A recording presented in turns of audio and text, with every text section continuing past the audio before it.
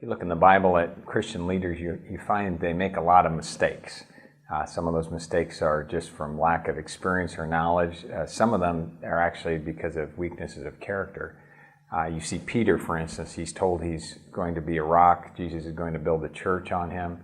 And yet you find Jesus telling him, "Get behind me, Satan," because his ideas are so far off.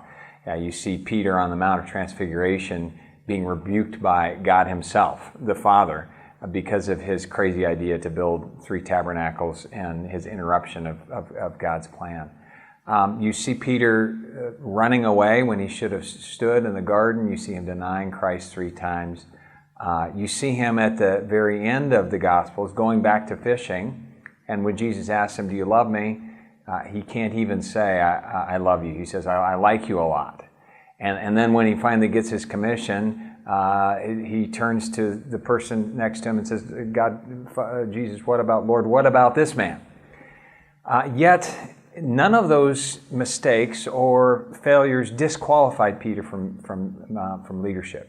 He was still considered the leader of the church and continued on. God used him.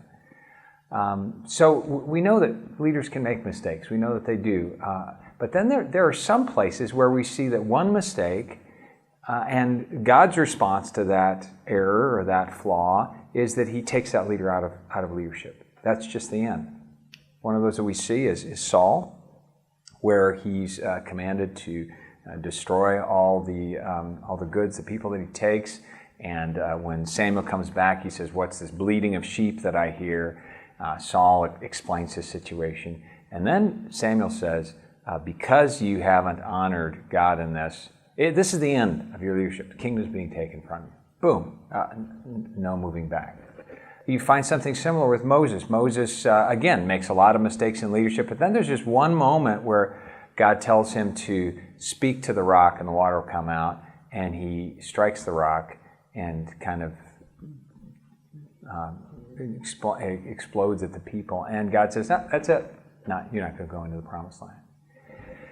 I think for us as leaders, we need to look very carefully at those fatal flaws, those flaws that when leaders did them, it formed a fork in the road. It took them through a door through which there was no return, kind of like one of those one-way turnstiles that you get in various places. You go through and you can't come back.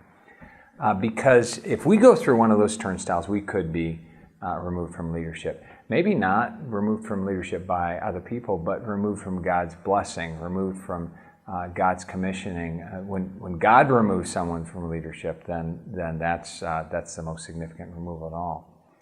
So because those points of juncture, those flaws were so significant in the lives of those leaders, I think we as Christian leaders need to be very aware of what were the issues at those junctures in the road. What caused the turnstile to be one that you couldn't go back through, even though Saul said, "Okay, I'm sorry, give it back to me."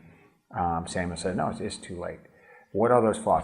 If we're not vigilant towards them, we may lose our positions of leadership, and most of all, we may lose the blessing and leadership we have from our Lord.